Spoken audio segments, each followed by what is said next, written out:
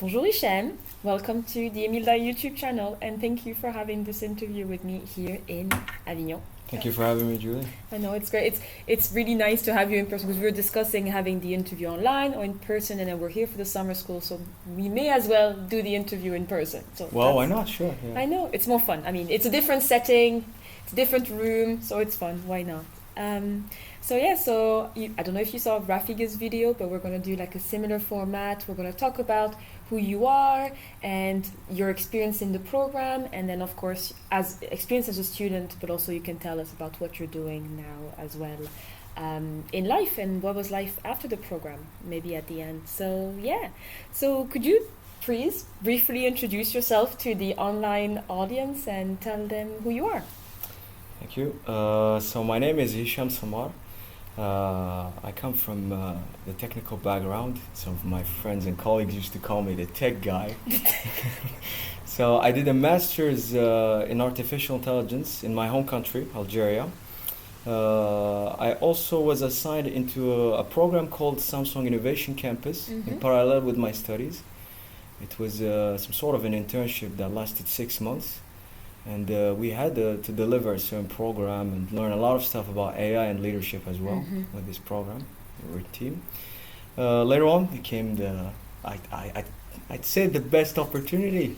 It was the infamous EMILDAI opportunity. So the European Masters in Law, Data and Artificial Intelligence. I was granted the opportunity to be enrolled with the rest of the students as the first Algerian. Very, very proud. There's other Algerians now in the program, but you're the first one. Yeah. Yeah, I was actually in the computing stream. So as you may know, there's the law stream and the computing stream. I was into that one. Then I started first in Dublin. The first year was in Dublin. And the particularity is that for us, when you're a computing stream, the next year you either go to Lyon or Avignon. In my case, since I spoke French, I went to Avignon in the program called Gouvernance des Données or Data Governance. I spent another year there. I graduated in 2026, yeah.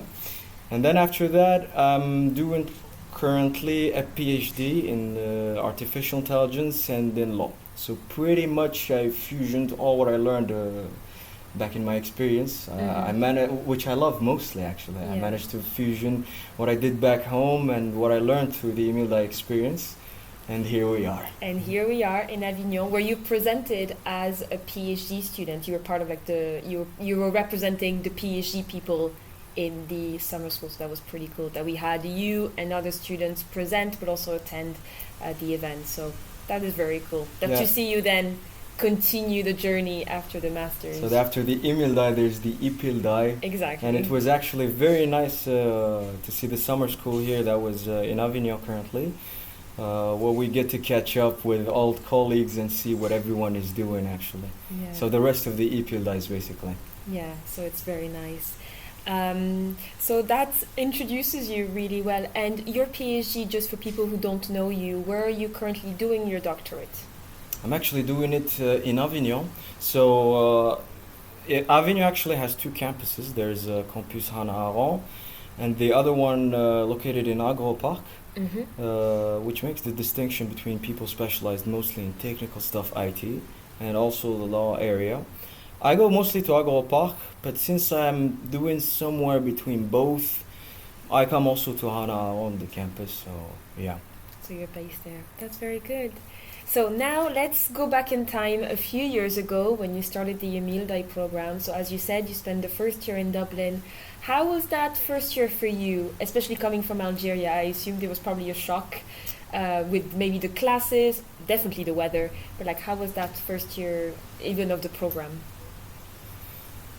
To be honest, it was great. It was really great. It was the first time for me getting into an European country. Yeah. So I remember when I first landed the first times, it took me a while to adjust with the weather, with how things are done, with the area also, because it was quite new. But that was actually what I liked most, because it was the first time where I get to expose my English truly with other Europeans and international community as well. and I loved every part of it, to be honest. I remember it wasn't very hard for me to get adapted with the rest of the students who became later on friends for life, actually. And in terms of the classes, I didn't find it really very hard to understand what was going on. And each time I asked a question, the teachers were very nice with us, and they were very welcoming towards any kind of curious questions. Now, just to underline this part, I didn't do law previously. I was mainly very focused into the technical area. And even though I managed to understand a lot of things, and I learned a lot of stuff, and you could see by the consequence, I'm even doing a PhD in both of the areas right now. So I could say if you are curious or want to know something, don't be afraid at all. It's really a great experience, and in terms of language, I improved really both of the languages pretty much a lot. Yeah. So you don't have to be intimidated by the law, data, and AI if you come from a technical background.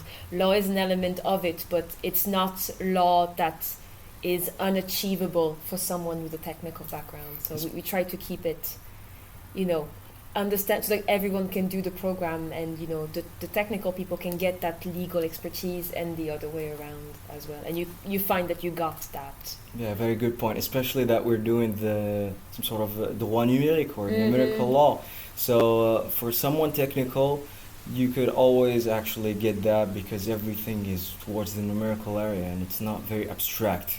Yeah. So you just have to fill up the gaps with the name of the article of the law, but then you understand what it's referring to because you're a technical person. So we could say that, yeah. Perfect. So after that, you said you spent the second year in Avignon. How was that in general, and how was that compared to Dublin, maybe? My second year in Avignon reminded me very much of how the classes used to be in my home country. Yeah. So the system is now very much different. In Dublin, we didn't have much classes, but a lot of homeworks. So it was mainly about the efforts you do as an individual.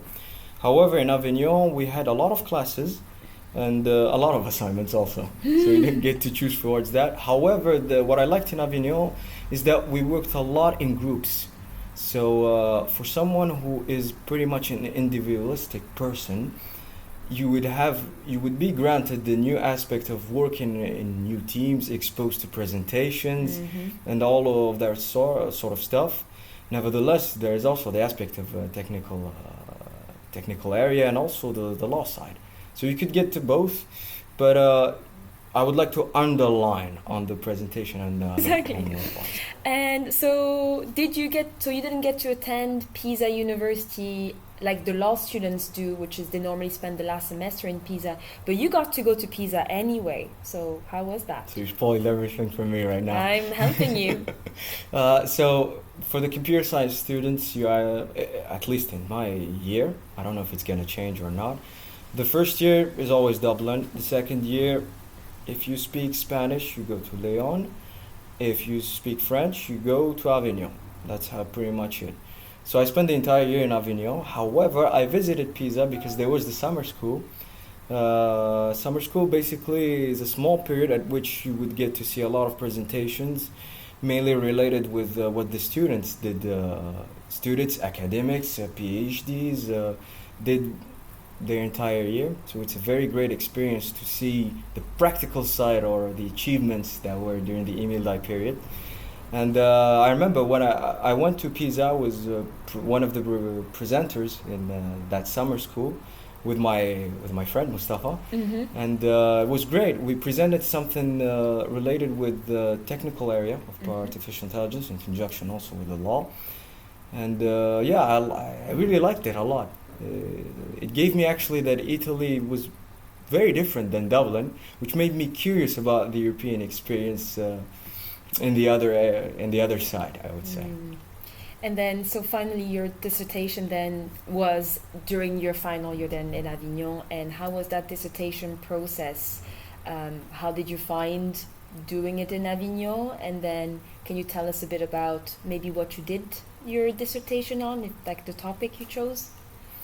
So I was actually in internship, the distance internship, the last semester with a company in Ireland.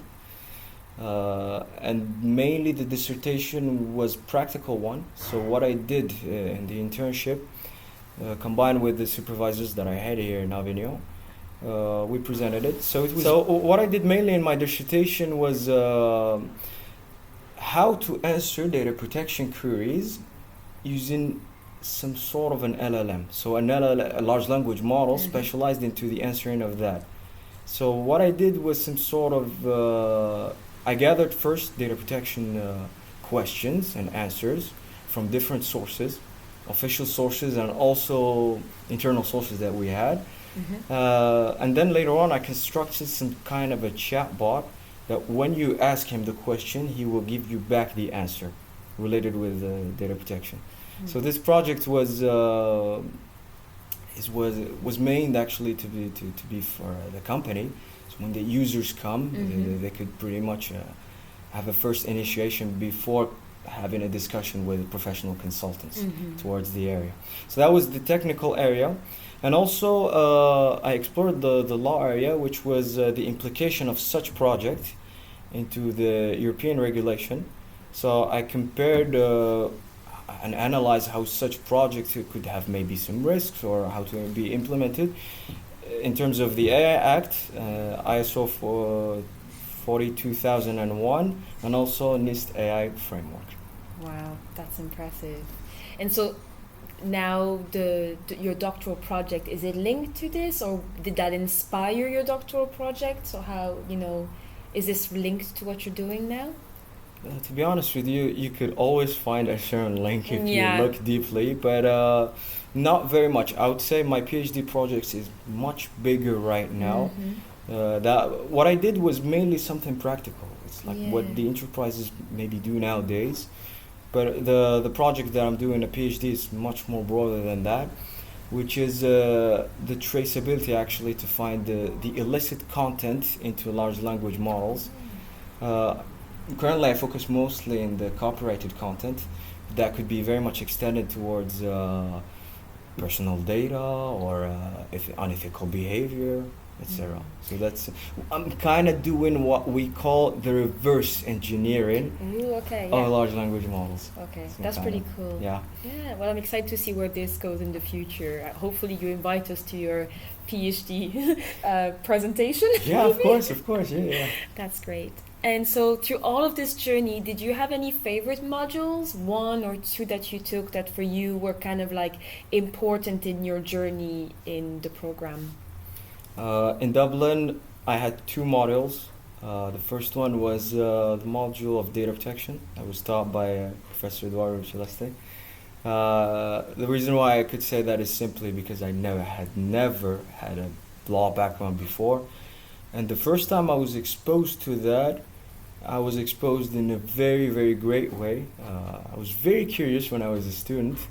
And I learned a lot, really I learned a lot, which inspired me later to even continue towards this field.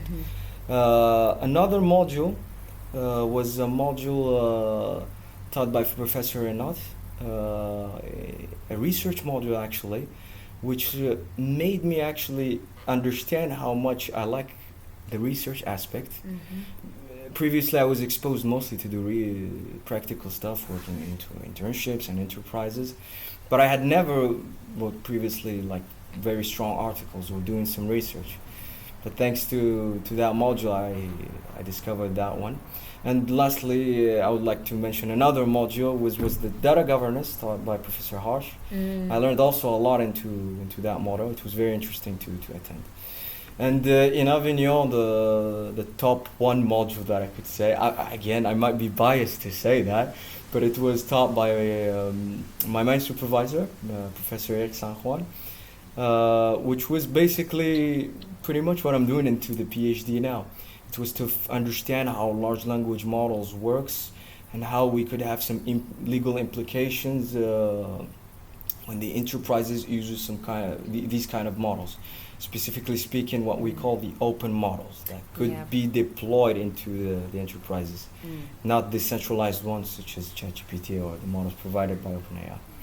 That's very cool. So was that then the module that kind of made everything click together in terms of like PhD plans, or did the topic come later? That was pretty much it. Yeah, I remember when the first times when I had the class, I was directly interested and catched up by the topic, and then later on I had the discussion with the professor, and it evolved very much after that.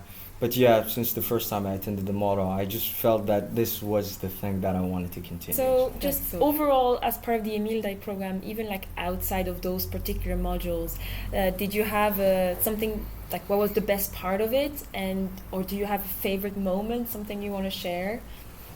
That's a hard question because I had a lot of them. But I had two favorite moments that we had between us, EMILDAI. The first one was we had actually hosted the Bielita conference in Dublin last year. So by the end of this conference, I remember when Professor Eduardo asked us actually into his class. After we finished the class, is there a musician in the class? And the entire EMILDAI program was pointing towards me. So then later on, he asked me if I could do some sort of a musical scene. And I remember when I did the musical scene, it was really one of the best moments. Because I could... EMILDAI wasn't just a simple studying program. It was really... We did all sort of a cultural exchange stuff, and we get to expose even our hobby side. So that was really a great moment. And another moment was we did some small... but not a small, but I think it was quite a big party between us, the cohort 2. And I remember we gave an award towards each of the students. So each one has his own personal award or his own special side into the EMILDAI program. Obviously, it was in relation with the first point that I mentioned, which was I was the musician of the cohort. But yeah, that was pretty much one of the best things that I could remember from the show. That's amazing. So that's a good transition to my next point, which is, so as an international student coming from Algeria, you probably encountered some situations that were maybe a bit challenging or were very different from what you knew culturally. So what were those challenges and how did you overcome them? Let's start first with the studying challenges, and then I'll jump to the second part. The challenging part was obviously I was a technical person, so the program was mainly leaned towards the law area. So at first it was kind of, you could say, a shock, because there was a lot of things I didn't know I had to learn about, but also I received a lot of help. I can't deny that. There was a lot of EMILDAI students who had a great background in law, so with their assistance I managed to catch up pretty much fast. And vice versa, we can say that I could also help them in the technical area. So it was great in that aspect, but it was challenging, I won't deny that. And the other part was since I was actually focused into understanding the law part, the first times I was under some kind of a pressure because of that. So yeah, I could say that. And also I didn't have very much time the first times into diving deep into the EMILDAI experience of talking to the friends or even practicing the hobbies. But later on I just learned how to make that time and to how to allocate with this, how to adapt, I would say, or merge. Yeah, or find a good balance between who you are, but also trying to be in the program and do all the things. It's a great point, actually, for even for the future students that they'll be coming. I'd heavily advise into finding the balance mainly into that, especially that the Dublin program is not very much heavy charged. So exactly, to find the balance between studying and also what you do in your personal life or the fun that you have is very actually important. So.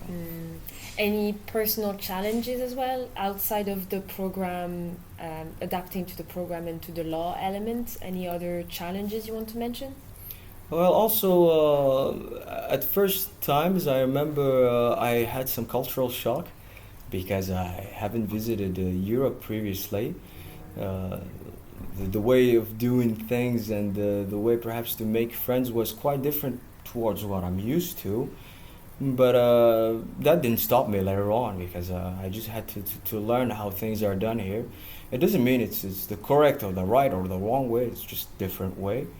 Mainly in the social part, but later on I had really great friends from Ireland and Dublin in general, and actually even international friends that I met back in Dublin, which are lasting even till today. So 2-3 years after we're right now. Yeah. That's amazing. So what would you tell other EMILDAI students, other international students? So you talked about keeping a balance, but do you have any other advice for them, or maybe advice for people also coming from North Africa? Like any tips from someone from Algeria, anything like this? I would say make the most of it. Really, make the most of it. Every experience counts, every going out counts. Do not hesitate to make friends with anyone that you see, because it's a chance to learn about their culture, who they are, how different they are, and vice versa. You could also be open and don't be afraid towards that. Don't be reserved, and that's mainly on the social part, because if you're an international student, that's from an Algerian perspective. You might think that I'm going to Ireland. It's a far country. They speak English there.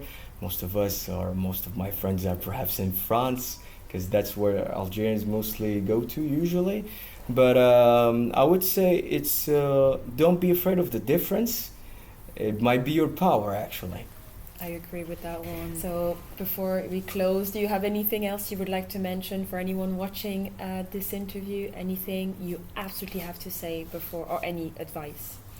To have the audacity, I would say. Because the networking part, just like Professor Eduardo used to tell me, is very important. So if you make the right connections, or you know the right people, you might be able to find internships, to find jobs. Nevertheless, these kind of people could stay friends with you for life. Me personally, I've experienced that. I remember I was into the new bar, which is just in DCU, and because of it I had that internship, because I was speaking with someone who was a colleague back in the time, but he's a friend. He's a good friend of mine, Daniel, and because of him I had my internship, and I managed to, through that internship, find actually to do my dissertation of masters, and it was honestly great actually to have that chance, and from a simple discussion to be able to develop it even further. Actually, there's also the job fairs. Really, I would advise you to go into these areas. You might be able to find internships, or to meet interesting people which you could keep in touch with. And these people probably, they could really be some sort of a kind of inspirational figures towards your career as well. But nevertheless, you have all the support that you should be needing. So don't be afraid, and don't hesitate to be in the EMILDAI experience, because you're into very good hands, and Julie's one of them. Thank you very much. Thank you for the shout out, and thank you for your time and for doing the interview. I hope that if anyone is watching and is interested in the program and is from Algeria, please get in touch with us, and Hichem could maybe answer any of your questions. Please, yeah, do not hesitate. Always helping fellow Northern Africans. Yeah, do not hesitate. The previous North Africans and Arabs in general, I was very much welcoming towards them when they were asking questions. But not just them. Like, if you're from any country or anywhere, you could always reach out. You're always welcome. I've been there, done that, like we say. So do not hesitate. It's a great opportunity, and see you there, perhaps in one of the summer schools. Thank you very much to you, Hichem, and thank you everyone for watching. And there'll be another interview maybe soon. Merci beaucoup, Julie. Merci.